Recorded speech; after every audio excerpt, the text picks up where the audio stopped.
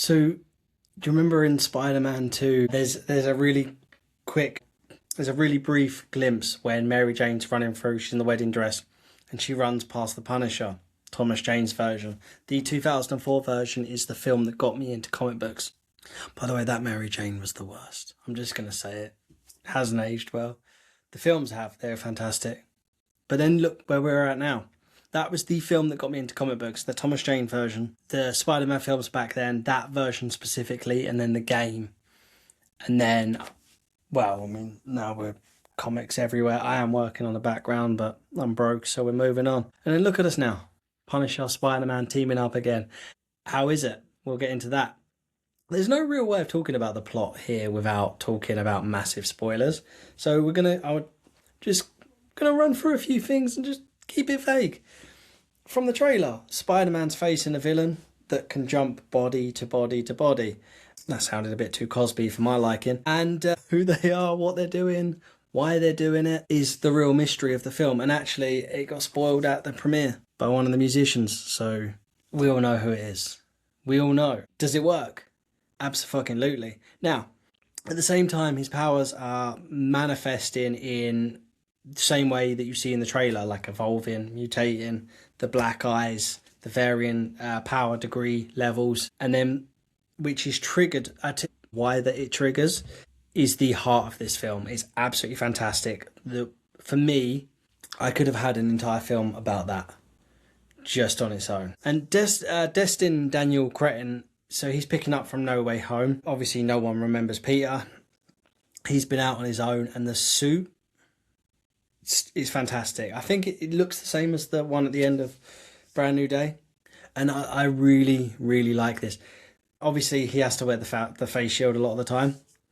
But there are so many scenes throughout this film where it looks homemade.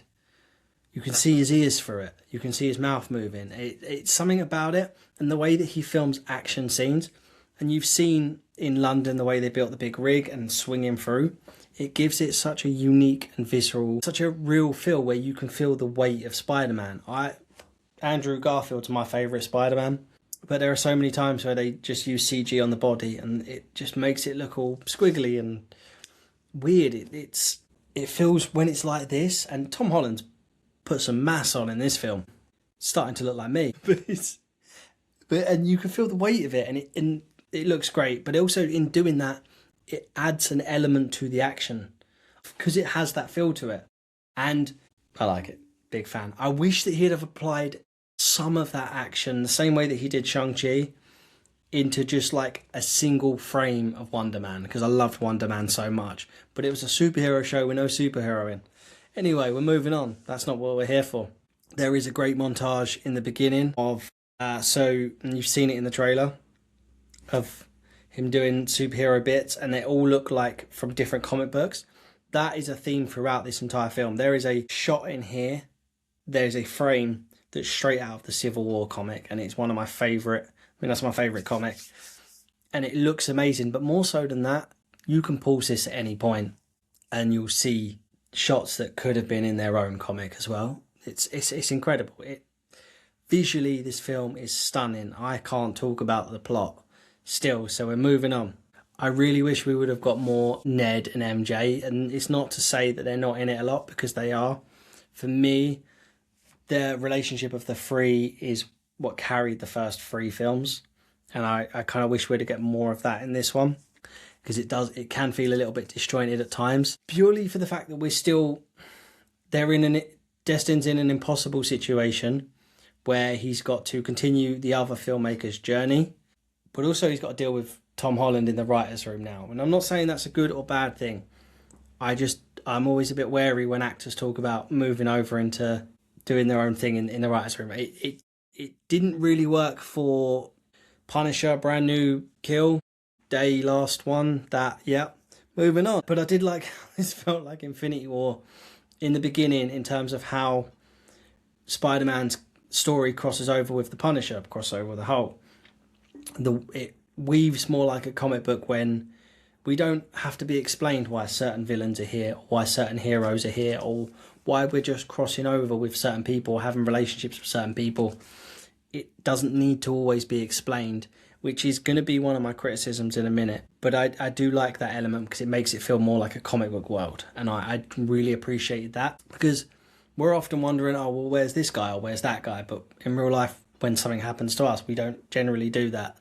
I always felt like a weird argument for a comic book film, but in this, the way it weaves and the way it just makes more sense. But if Destin, I mean, he's going to do a few more films in the MCU. We know that. We hope so. He's obviously attached to Wonder Man series 2. Can't wait for that. I hope that there's some action in it because it's a superhero show. If he's ever going to do anything as well after that, and Shang-Chi too, because, I mean, it's been too long. It's been like 10 years and we need it. There should be 5 of them by now. The way he handles Hulk in this, he did more justice to the Hulk in this than the Hulk has had in his entire run in the MCU. Genuinely. Like, it's not that difficult. I mean, yeah, okay, pay millions and millions of pounds, pay an actor, get the writers, do the big CGI. But breaking it down, have Hulk, big smashy boy, have him smash. That's it. And I don't understand why, like making a Friday the 13th film or like a Blade film where you've just got to have actor with sword kill zombies, vampires. Have zombies, I don't care. And they just can't seem to get it off the ground. Some things in their simplicity work so much better. And okay, so my biggest criticism from earlier is criticism, but I want to justify it. I feel like a lot of the arcs in this film weren't finished off, or didn't come to their resolution in the way that I would have liked, or in some cases just no resolution at all. We're just moving on. But it's the Marvel Cinematic Universe, which means that there's going to be more stories in multiple different facets, and we are going to get inevitable conclusions to each one of those stories. So as much as it is my criticism for this single film, because I do think if you are making a single standalone film, you should tie up those loose ends within that film. I know that we're going to see these characters again and these stories again. So it is one of those sort of double-edged swords in that sense. There is also a post-credit scene right at the very end, right at the end of the credits. And if you know me or watch any of my videos, you know for any time that I love everything about the MCU. This part of my struggle with this is I hate criticising it because I grew up on these comic books and I love the films. I'm excited. I want to enjoy every film. I want to enjoy every character. I'm always looking for the positives more than the negatives, and I hate getting bogged down with, especially as fans, it can be really easy to get overwhelmed by a lot of that nonsense. But I also, when I say this, I don't take it lightly, the post-credit scene in this film is the most pointless post-credit scene in the entirety of the MCU. It wasn't needed. It means nothing. I don't even understand why it's there.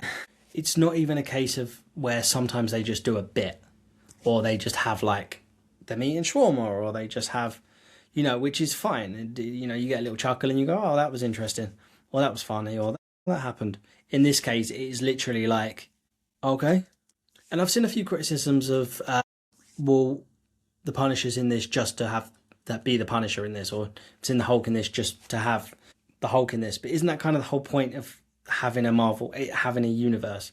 But John Berethel and Tom Holland's not rivalry, their banter, their chemistry is incredible. It's unmatched. I think if you do an Accountant 3, you bring Tom Holland in as a younger cousin or a younger brother and just have him as part of it. There are so many moments in this of just Spider-Man and the Punisher arguing that they made this trip worth it for me. I really, really liked this film. I do need to sit on it for a little bit longer, and I would much rather wait for a few days and then do a spoiler review to really get into it, because there's so much in this that I cannot talk about that I want to talk about. And the simple fact that we made it into 10 plus minutes of rambling without a spoiler is phenomenal. Anyway, so I'm going to go 4 out of 5 on this one. I think, yeah. Let me know what you think. Please like, comment, subscribe. Let me know what you think, and like and comment, and then let me know what you think, and then make sure you like and comment. And then I shall see you in the next one. Thank you very much.